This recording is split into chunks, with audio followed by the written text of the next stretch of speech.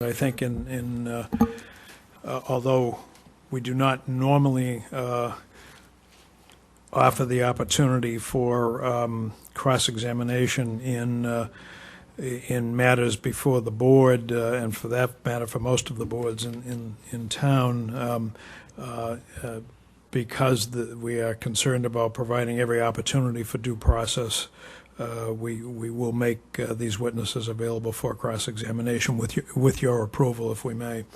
I think whatever direction you take, we want to do this and give everyone a fair chance to present their arguments either directly or through cross and whatever factual support there may be. So, gentlemen, are you willing to do that too? Our position is that this testimony is not relevant. The legal argument that's been made by Attorney McLaughlin Microphone. Oh, I apologize.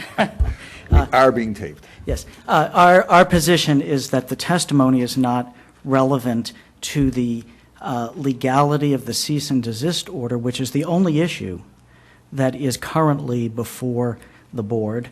Mr. McLaughlin has set forth his view that what is illegal here was the act of distributing needles, of handing out needles. We disagree with that, and we will have an opportunity to present our view of the law to you. But anything else beyond that is irrelevant. We were not presented with any evidence before this hearing. We were not presented in the cease and desist order with a citation to any regulation that was violated beyond the view that the activities of AIDS Support Group of Cape Cod were not in compliance with Massachusetts general laws, which we disagree with. So we think this is irrelevant. We don't object if the board chooses to hear it, but we just want to go on the record as saying that this is not the subject of the cease and desist order. Thank you. Okay. To remind everyone to sign in. Oh, yeah, please. Would you sign in? Because Yes, where do we do that? To print down. Thank you. Officer, Detective, would you kindly identify yourself for the record? Detective Brian James Guiney, Barnstable Police Department.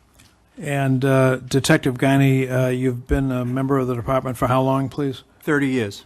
And what have been your duty postings with the department? I was assigned to the Patrol Division for 12 years. I've been assigned to the Detective Division for 18 years. I'm currently assigned to the Narcotics Unit, and that's been the last 15 years. And can you briefly tell the board, please, your educational background for starters? Educational background, I grew up in the city of Worcester. I went to St. John's High School, went to Worcester State. I got a degree in criminal justice at Curry College.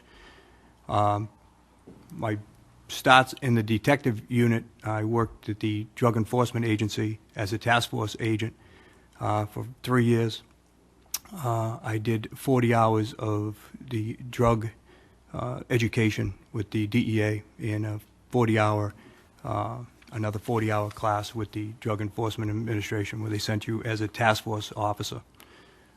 Since then, I've taught at the Criminal Justice Training Council for Narcotics, the Citizens Police Academy, New England State Police Investigators Network, and that's probably my background. Thank you. And in September of this year, did you have occasion to work with a confidential informant known to you? Yes. And would you tell us, please, what the subject matter was as relates to this hearing, as referencing the confidential informant's involvement? Is regards to obtaining needles from the Needle Exchange Program at 428 South Street in Hyannis. And this confidential informant has been known to you for how long? Approximately 3 years. All right. And have you had occasion to work with this informant on other drug investigations? Numerous drug investigations. And has this informant's information proven to you to be accurate and reliable? Correct. With respect to this particular investigation, would you relate your discussions and interaction with the confidential informant? During the month of September, I spoke with the confidential informant I did a debriefing in regards to the needle exchange program at 428 South Street. At that time, the conversation was at how long the CS, or the confidential source, had been going to the needle exchange program. She stated it had been going for over a year. Asked how many times on numerous occasions, asked what would take place during the, when she went, the informant went to the location, and basically said that the CS would walk in, they would not ask for identity or age or any kind of proof of identity or proof of age, that they would ask what was wanted, everything or just needles. I asked what everything was, and it was the rubber bands, vials of water, a rubber band to tie off your arm, cotton balls used as a filter while extracting the heroin, Clorox bleach to clean needles, bandage, adhesive strips, alcohol wipes to clean and prep skin prior to shooting up, tins used in heating up or cooking up the heroin, and condoms.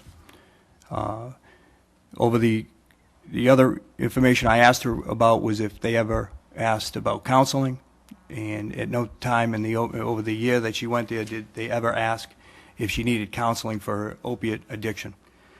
Also, I asked her in regards to exchange of needles, that if she ever exchanged needles for new needles. At no time in the year that she went there did she ever was asked to exchange needles for clean needles. Did she ever indicate to you whether or not Department of Public Health literature with regard to drug usage and counseling opportunities were made available to her? She did not. Tell us the procedure that you embarked upon in respect to the confidential informant presenting at the facility. What happens prior? What happened in this instance prior to this person going in? Well, during the week of September 21st of 2015, I conducted what we call a controlled buy or controlled purchase, or at this time to obtain the needles. And that's basically, I meet with the confidential source. They explain what is going to be done.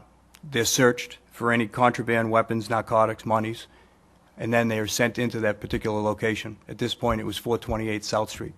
I drove the informant to that location, dropped the informant off, watched the informant walk into the front door or the side door of the needle exchange program. Approximately 5 minutes later, confidential source came out and handed me a bag, a white bag, Stop and Shop Peapod bag containing numerous items. And is that bag in front of you at this point? Yes. Would you please take out of the bag everything that was presented to you at that time? And just a background question, when that was presented to you, did you inventory the bag then or back at the station? Back at the station.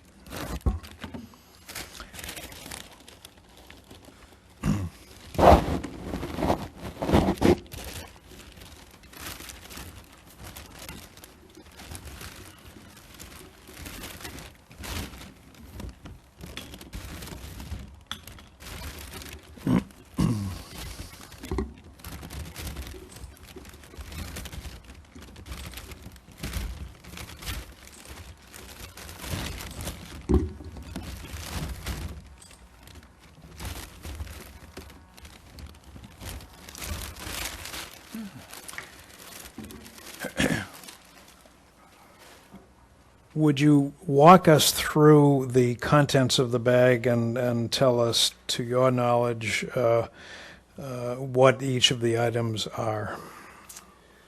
The first item I'll describe, it's a box of syringes. There's 100 syringes in the box.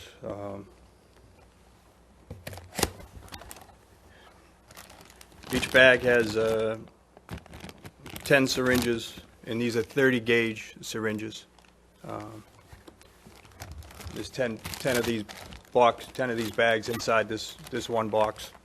Is there any significance to the 30 gauge measurement for the layman in the crowd? No, what is asked what gauge the addicts need when they go to the needle exchange program. So there are different gauges that they give them. All right. What else did you present to us today? These here are tins, or called cookers, for the heroin. The heroin's placed in this, they heat it up, then they take these cotton balls. The cotton balls are placed inside the tin along with the heroin. They extract the heroin through the cotton balls to purify it. You have wipes, alcohol wipes for, prior to shooting up. The two types of rubber bands. I have a blue rubber band here and a white rubber band, and basically that's just to tie off the arm prior to shooting up. You got vials of water they put in with the tins to help cook the heroin.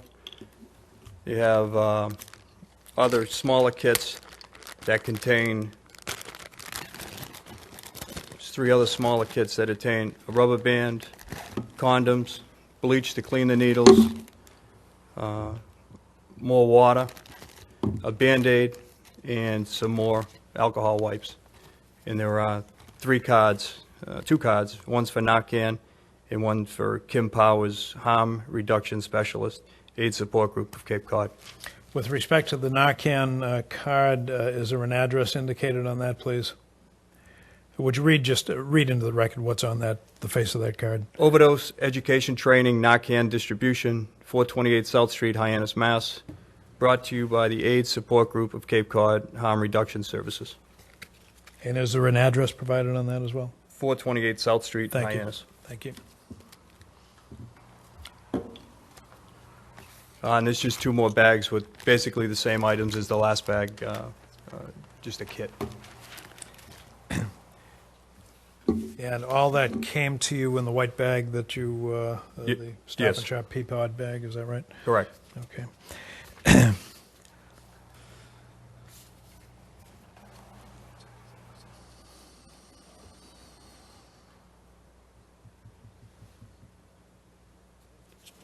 May I have just a moment, please? I'm sorry.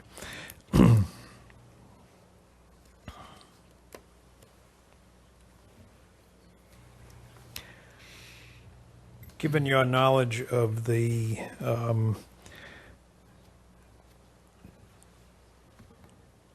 use of drugs by IV drug users, is there anything missing from this kit that would enable a drug user to apply and administer a drug dose besides obviously the drugs? That would be it, just the drugs, just the narcotic.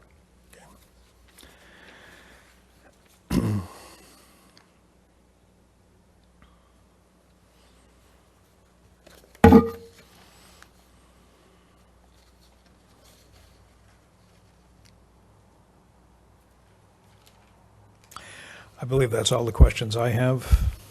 Thank you. Gentlemen, do you have any questions at all? We don't, and just would reiterate that we don't think the testimony is relevant to the Thank you. proceeding. Thank you. Would the board? Just come up and speak, or else he'll yell at me. Repeat that? Yeah, he'll yell at me otherwise. I apologize. I don't like that. Yeah, just, we do not have any questions, and would just reiterate our position that it's irrelevant to the legality of the order. Thank you. Does the board have any questions? I don't have any questions. Paul, Jim? No, I don't have any. Yes, I have a question. What you represent, you went to the place to get those white bag. What do you sell? Do you have to bring your ID or something you have to show them to get that bag?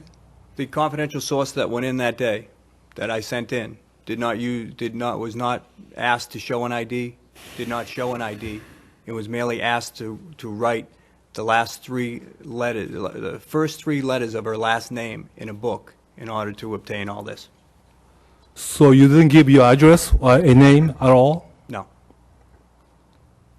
That's supposed to do that way all the time? I will reserve if I could on that. I think that's a legal question rather than a factual one, so we'll perhaps get into that later on. Okay, Okay, thank you. good. Okay, Thank that's you. it. Thank you, Detective. Appreciate it. If my brothers have no objection, could I excuse the detective? I'm not sure whether you need to return to duty, but you're certainly welcome to stay. Thank you. We have no objection. Thank you. Thank you. Thank you, Detective. My